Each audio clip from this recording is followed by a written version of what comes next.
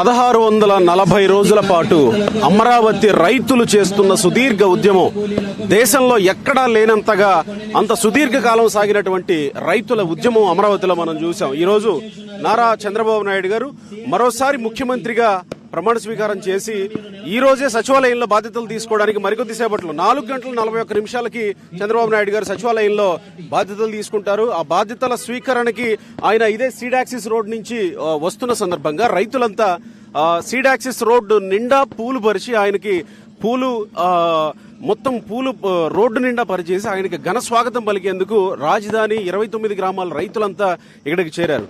రాజధాని గ్రామాల రైతులు పడిన వ్యధ అంతా జూన్ 4వ తేదీన తీరిపోయిందనేది రాజధాని రైతులు చెప్తున్నటువంటి మాట.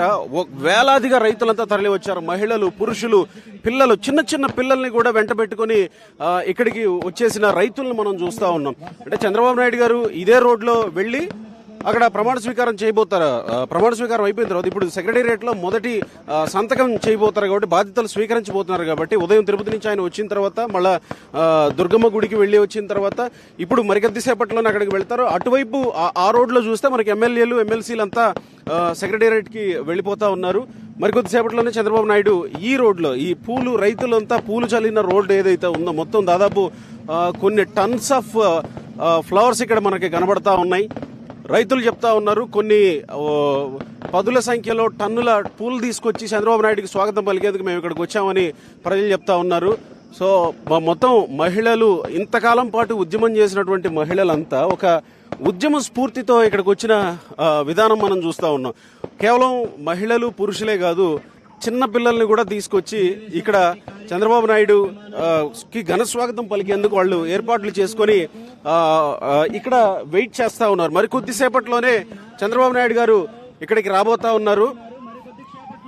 ఆయన వస్తున్న సందర్భంగా పోలీసులు అటువైపు నుంచి ఎమ్మెల్యేలు, కార్లు అన్ని అటువైపు నుంచి వెళ్తా ఉన్నాయి. మెయిన్ రోడ్లో ఏదైతే మధ్యలో ఉందో ఆ రోడ్లో మాత్రం చంద్రబాబు నాయుడు ఇదే కాన్వాయ్ నుంచి వచ్చే అవకాశం ఉంది కాబట్టి ఇటువైపు నుంచే చంద్రబాబు నాయుడు వస్తుండగా మొత్తం అంతా రోడ్డు అంతా పూలమయం చేసేసారు. గులాబీలు, తర్వాత బంతి పూలు, ఒక్కటి కాదు దొరికిన పూలన్నీ తీసుకొచ్చి ఇక్కడ అలంకరణ చేసి చంద్రబాబు నాయుడికి ఘన స్వాగతం పలికేందుకు రైతులు ఏర్పాట్లు చేసుకున్నారు. రైతులు చాలా మంది వాళ్ళ సంబరాల్లో మునిగిపోయినారు. ఒక పక్క నుంచి టపాసులు కాలుస్తూ ఉంటే ఇంకో పక్క నుంచి పూలు పేర్చుకుంటూ ఇంకో పక్క నుంచి కోఆర్డినేట్ చేసుకుంటూ వెళుతూ ఉన్నారు.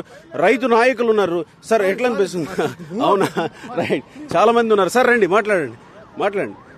చాలా మంది ఇక్కడ రైతులు మాట్లాడడానికి సిద్ధంగా ఉన్నారండి. చాలా మంది, ప్రత్యేకంగా రైతులు ఈ ఉద్యమం వచ్చిన తర్వాత, ఈ ఉద్యమం మొదలైన తర్వాత చాలా మంది చట్టాల గురించి అవగాహన వచ్చింది రైతులకి. చట్టాల గురించి కూడా అద్భుతంగా మాట్లాడుతున్నారు. ప్రభుత్వాల గురించి, ప్రభుత్వాల తీరు గురించి అద్భుతంగా